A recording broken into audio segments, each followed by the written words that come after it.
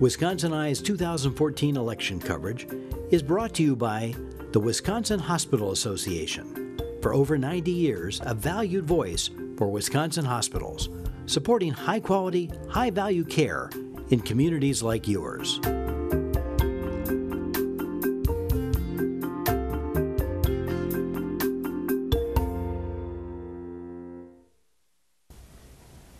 Wisconsin Eye is at the Milwaukee Public Library, interviewing candidates for the 2014 elections.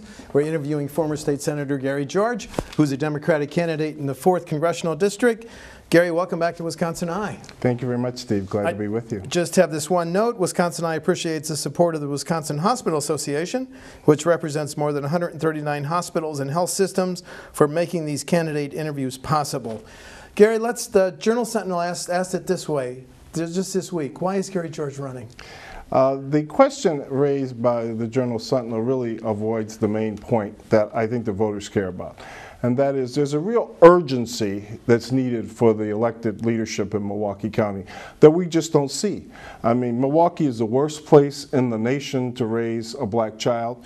Wisconsin has the highest incarceration rate of black males in the nation, and a world that the United States incarcerates more people than anybody else.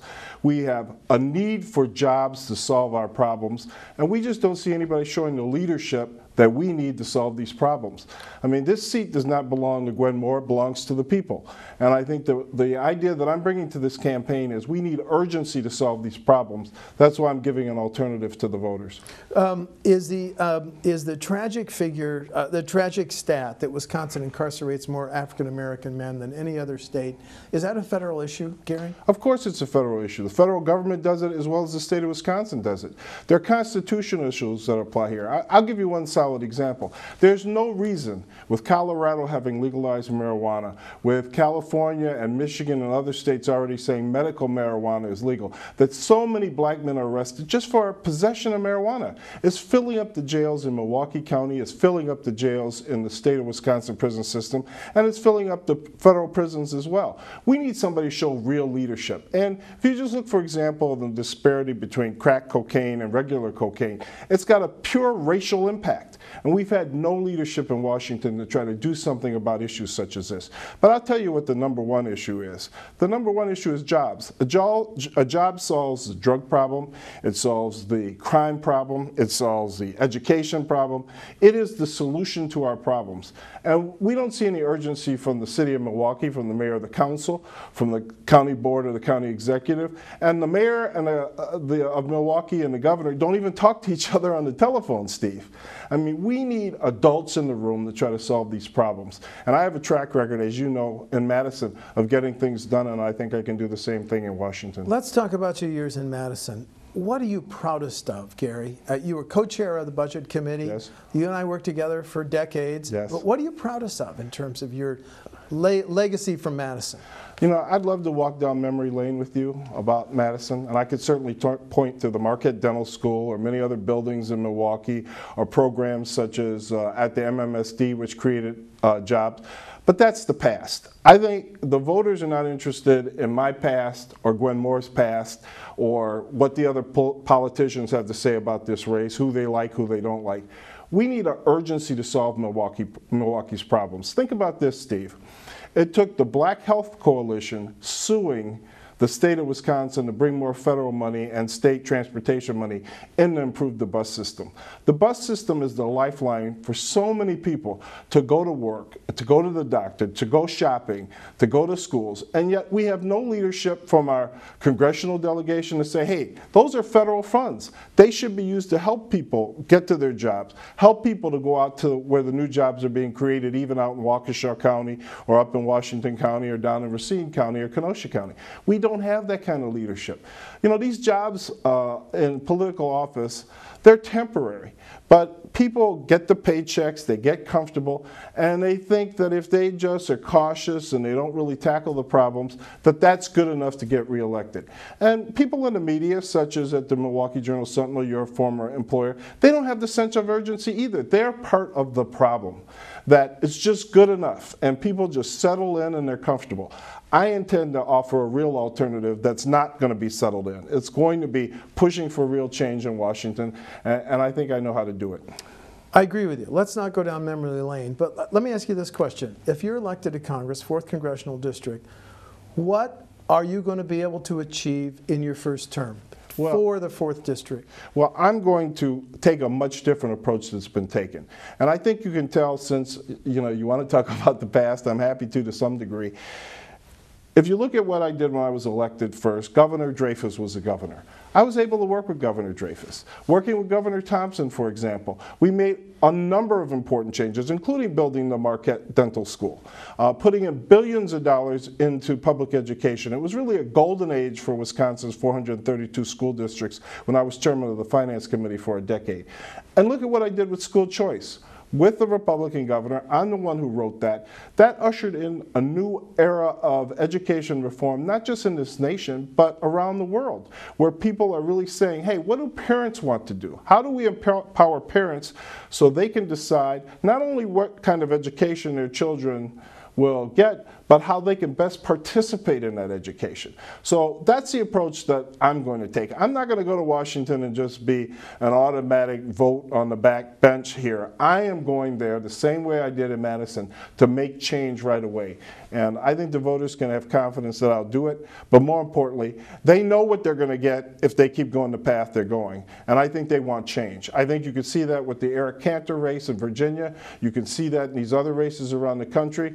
Both Democratic and Republican incumbents have to realize that if they don't do something, they will be vulnerable at the polls. And I think that's the issue in the 4th Congressional District. I think you just said you're 12th. The anti-democratic establishment candidate. I didn't say I'm the anti-democratic establishment candidate.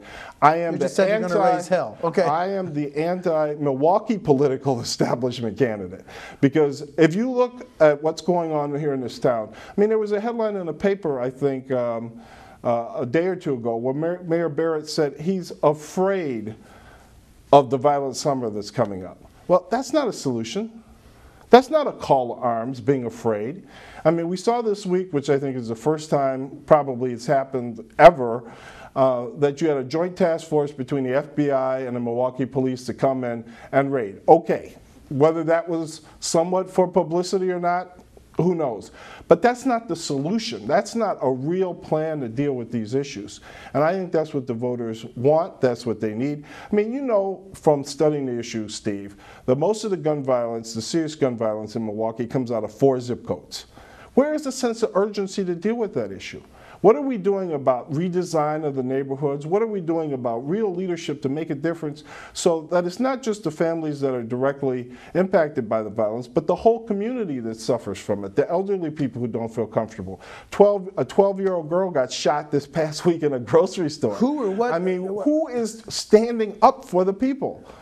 Who or what unit of government is to blame both for that 12-year-old girl and Sierra playing at Clark Elementary School, yes, shot in a crossfire? Who or what unit of government is to blame? Well, I'll tell you what. Your member of Congress is at the top of the chain around here for federal funding. And I'll show the type of leadership that'll make a difference, as I have in the past. What about the issue of guns? New background checks? The guns that are killing these 2 tragic young women that were... Look, any change? You know as well as I know that the access to guns is a much broader problem. If you look at Chicago, for example, no matter what laws are passing in Chicago, the guns are coming in from the suburbs where there are no restrictions. We have ways to attack these problems, but as I said earlier, the #1 way to attack this problem is by creating jobs and family supporting environments. You know, if a dad is there with a mom, with an income, they can make a huge difference. If a dad is there and not with the mom, he needs the economic ability to pay his child support and make a difference in that child's life before the child gets to be 13 or 14 and decides the gang life is his best life. And we have to move in a direction of making Milwaukee healthy. Right now, the suburbs and the legislature have basically turned their back on Milwaukee. They're afraid to come to Milwaukee. They don't want to send money to Milwaukee. They think, the speaker basically said this, that if they finance the spot shooter program or whatever it is. ShotSpotter. Yeah, to figure out where the guns come from, that's some kind of solution. No one believes that seriously.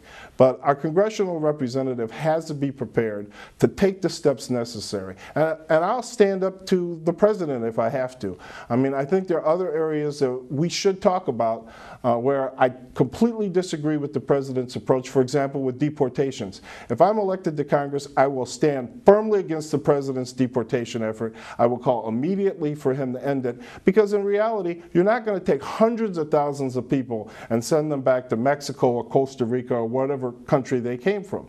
So the president's policy, including the recent one of locking children up who come across the border, is just nonsensical. It makes no sense. And so the people who are here in Milwaukee, in the 4th Congressional District, that might fall under that policy, again, I think we need to focus on economic development, have people pay for themselves and their children and their families, and then that will help solve a lot of our societal problems. A follow-up question on the issue you just raised. The 11 million people who are here illegally. Yes. Should there be a path to citizenship? Oh, absolutely. I mean, everyone knows that that's true. I mean, Democrats and even Republicans, such as ranchers and other people who employ people who are here undocumented, they know these people are not going to go back. And so you see a lot of posturing, certainly from the Republican Party, about this, but it makes absolutely no sense to give that any more discussion than this debate about whether or not there's truly a need to address climate change. I mean, even today here in Milwaukee, again, to move around on issues, you know, you see millions and millions of gallons of water that are in our sewage system from the rain. Yep. We have dumping started at 2:30 this morning. Dumping started at 2:30 this morning, polluting Lake Michigan.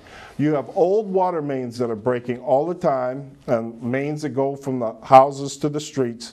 You have water bills that are completely out of control, that's forcing the city off into take foreclosures. You know, there's federal funds available for these things. We need a focus on a program. And these are not exportable jobs. You cannot take someone who is trained and learned how to work on pipes in Milwaukee County and say, hey, we're going to shift your job to Mexico or China. These are jobs that could be created right here in Milwaukee, but we have no leadership. We have no one doing anything. And I think that's what we need to focus on. For more than 20 years, I witnessed the hardball that you played in Madison as co-chair of finance. You dictated a lot of those budgets. Here's my question. Can you adopt that same combative stance in a U.S. House controlled by Republicans? You know, I laugh about this because it's not baseball. I love baseball, but this is not baseball. I represented in the Senate the poorest people, the people with the most challenges. I also represented downtown Milwaukee, which has the largest financial center in our state. We need someone in Congress who can talk to other people to get things done. This is not a question of hardball. If it's, you know, you talk about hardball, you know, that sounds confrontational. It sounds like it's tactical. That's not what's going on here. You know, Pat Lucy was a friend of yours. You knew Pat Lucy. I was at Pat Lucy's service when he passed, and reading his obituary, the story of his life that was in the program, it really inspired me about how Pat was committed to getting things done for not only Wisconsin but for the nation. No one could question his loyalty to the Democratic Party.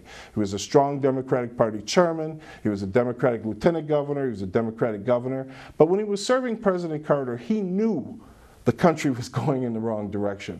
And so he made a difficult decision, but one that he was motivated to make because he knew it was the right thing to do, to join with John Anderson, a congressman from Rockford, who was a Republican, to try to take the nation in a different direction. And while they didn't win, he proved to be right when President Carter lost to Ronald Reagan in that historic election. I'm motivated by what he did and by others who say, hey, the country comes first before party. The country comes first. And that's true as it relates to the Milwaukee political establishment for me, as it did for Pat Lucy when he had to, you know, break from the president that had appointed him ambassador.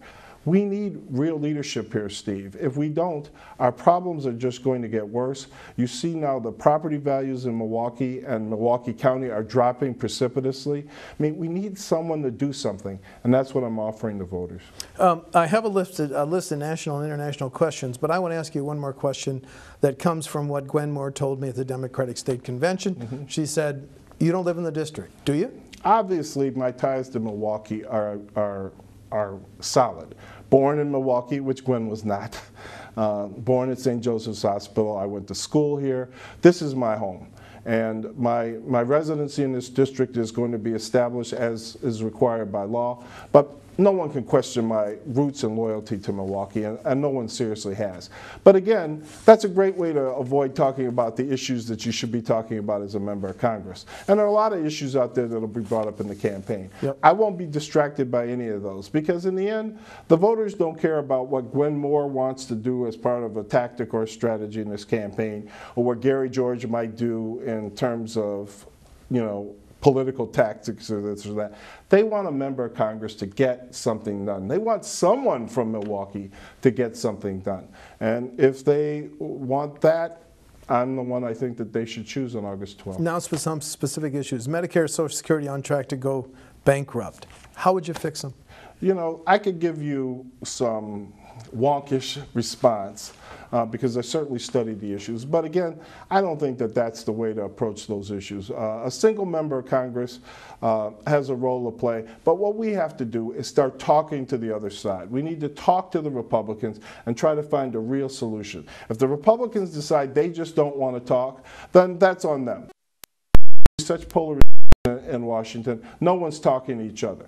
You mentioned Social Security, you mentioned Medicare. Some of those financial problems you talk about are decades off. Our problems in Milwaukee are immediate. We need help right now. We need jobs help right now. We have an urgency that's not being responded to. And I think those other issues will come in time. But the paradigm has to be changed.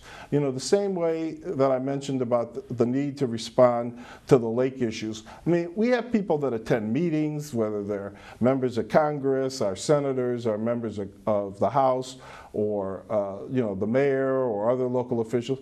But nothing serious is being done about the Great Lakes. This is the most important body of fresh water in the world. And we need someone who's going to show the right leadership.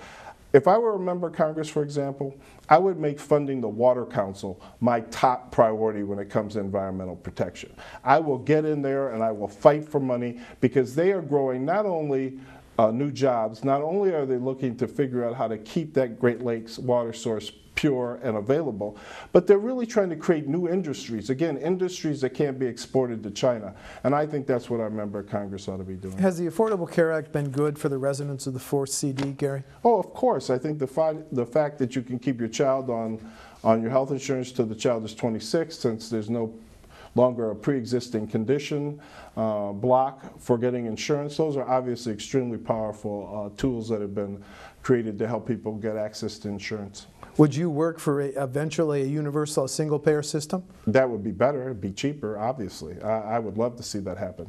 Some Democrats call for a constitutional amendment to overturn Citizens United. You're an attorney. Do you support that? The fact that the current Supreme Court now is so conservative, there's absolutely no chance that the Supreme Court is going to limit anybody's First Amendment rights that way. And a constitutional amendment is not practical to do that. I think that, again, our problem is not the tactics of campaign financing, whether we raise money from unions as Democrats or they raise money from business as Republicans. That's not the issue. The issue is listening to the people and being their representative. And in Milwaukee right now, as I've said many times here in this interview with you, the issue is jobs first and getting something done. And being an adult in the room, talking to the other side so we can find common solutions. Are you going to be able to raise enough money to be competitive on a numbers, just in the amount of money raised with the incumbent? I think anybody who's watched the Eric Cantor race recently knows it's the message that matters. I'm asking all candidates this. Your reaction to Judge Crabb's ruling on same-sex marriage? I think people should love who they want to love and marry who they want to love. I'm disappointed, frankly, that she put a stay on a ruling. I mean, it should be over now. I mean, the nation's moving that way, and it's just the right thing to do. I hear you say the emphasis of the campaign, the reason you're running is jobs in the city of Milwaukee. But as a member of Congress, you got to take questions on international issues. Sure. So let me ask you about international terrorism. What should we do in Iraq, where ISIS is making? What would justify, to use the trite phrase, boots on the ground to fight terrorism internationally anymore? It's a question for a member of Congress. Well, it certainly is a question for a member of Congress, but you know, this all ties together with what's best for Milwaukee. And I think that when you look at the nation and you look at the false premise that was put forward that led to the war in Iraq, that took billions of dollars out of our economy. Everything that the leadership in Washington said about going into the war in Iraq proved to be wrong. The fact that we'd have access to oil revenue, the fact that we would be welcomed as liberators, the fact that there wouldn't be sectarian violence between the Sunni and the Shia, all of that's proven to be wrong. And you can't help but believe that some of the rhetoric, the war talk we hear in Washington continues to echo the point that was made by President Eisenhower, which is you have a military-industrial complex that needs to be fed. And the billions of dollars, the trillions of dollars that went into the war in Iraq is money that could have been used to rebuild Milwaukee, to rebuild what we need here in Wisconsin, to make our economy stronger, to fix our interstate system, to make sure that we have a bus system, for example, that models not only the best bus system in this country, but the best bus system in Europe or the world. This is where our priority should be. Is our safety important? Absolutely.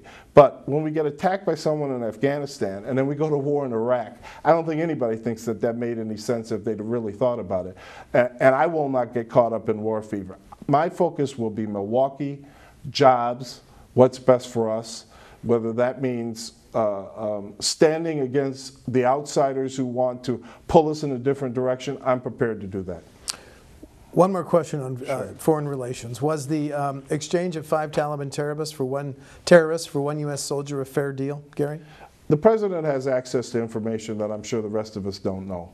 I'm not going to question his judgment there. I'm not going to talk about Benghazi. I'm not going to talk about any of the other things that are inside baseball. Certainly our national security is important, but it doesn't come at the expense of everything else. I mean, there's no point in us pouring all of our money into war, into violating people's constitutional rights to listen to every single conversation, to collect every text message that's ever conducted in the United States in order to say that that justifies, protecting us. No, we have to have a balance.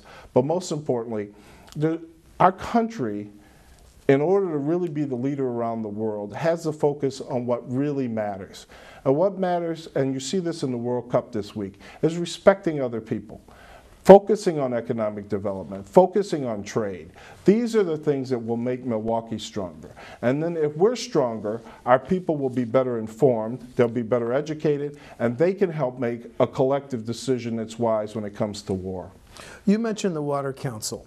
What other areas of expertise or specializations, what does Milwaukee do well that you would push for to help creating the jobs that you say is the first issue in the 4th CD? Well, one of the things I think that we've become very good at is through the leadership of Will Allen, is we have a very strong and growing urban ecology program, urban farming.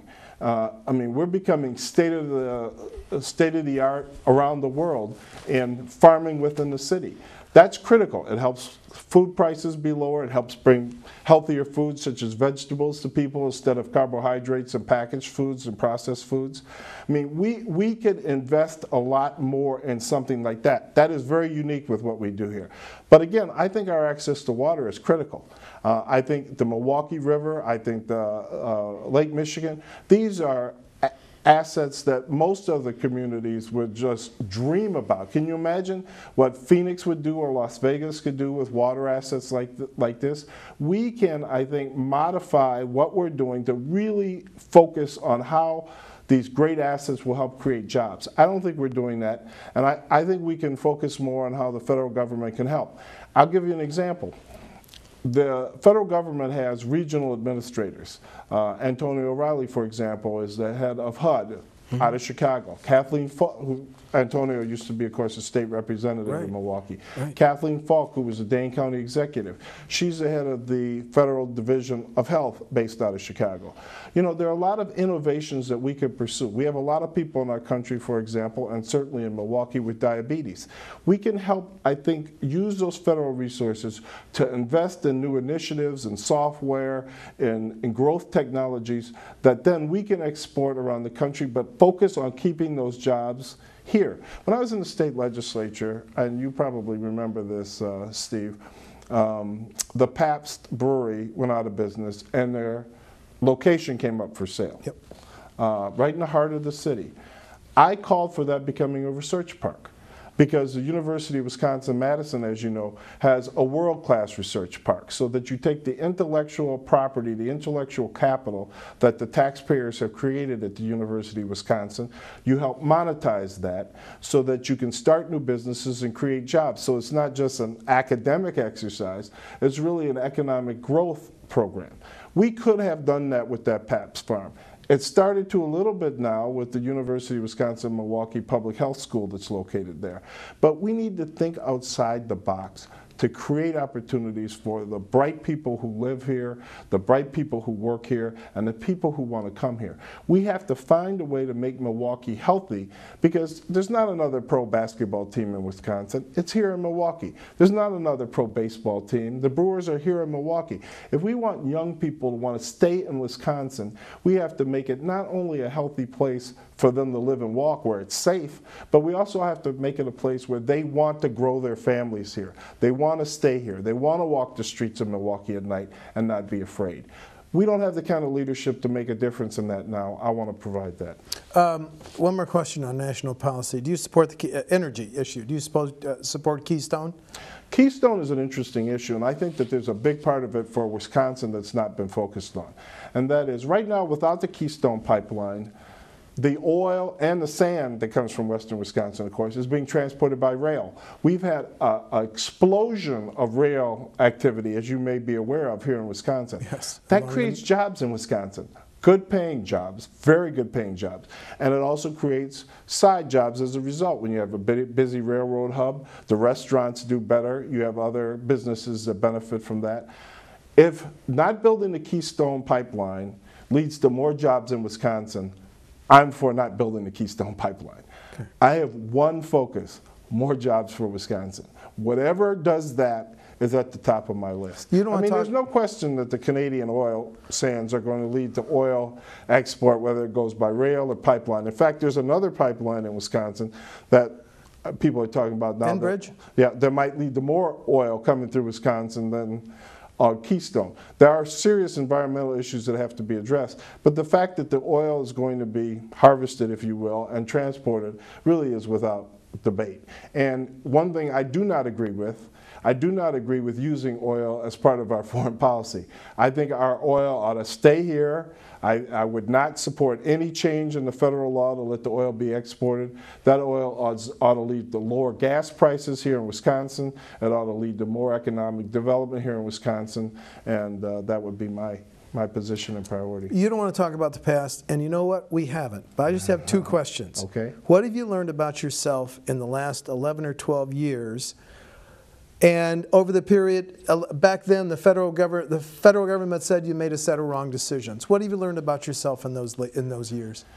Let me just say this about the way our current politics works. And I'm going to make it broader than I think your question. Democrats are convinced that the justice system has Republican prosecutors and Republican judges. Republicans are convinced that the criminal justice system has Democratic prosecutors and Democratic judges. The confidence that people have in the way our system works is really being shattered. And you ask me what I learned what was important from my dad, who was a lawyer like I am, and that is you have to believe in our system. And win or lose, whatever happens, you have to believe in our system. If you lose and you don't like it, you keep fighting. If you win, you respect the system, but you lose, you respect the system too. And I think that's a lesson for all of us. Right now, I think you can see with what has happened in Madison, just the sheer conflict has upset so many people. That's apart from the merits of whatever Governor Walker wants to talk about, or what the legislature wants to talk about, or Mary Burke wants to talk about, or Tom Barrett talked about as a Democratic nominee. People would like us to work together even if we don't agree. And I think that's what's missing, and that's what motivated me to become a candidate in part.